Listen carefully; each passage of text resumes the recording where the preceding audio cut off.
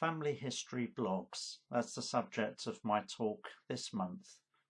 And there are hundreds, if not thousands, of blogs on the internet about family history.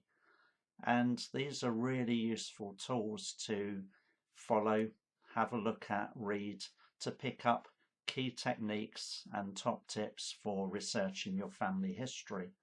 Many are written by genealogists, professional genealogists like myself, that give you an insight into the techniques they use for researching their family history. A good place to start is to do a search for family history blogs, to think about the magazine you might read or the books you might read, to look for blogs in those publications, to listen to your family history society, to ask others about what they follow and read, and just keep an eye on the internet. Google from time to time, keep an eye on websites that mention blogs.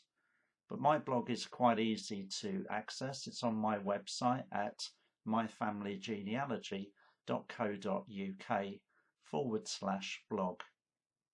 So let me know what you use, whether you have a blog as well. Pop it into the comments and we can share your blog with others. And also give me a thumbs up if you found this particularly useful today. Have a look at some of my other videos. I'm building up quite a collection now on YouTube across a whole range of subjects on family history. So what stories might your ancestors tell?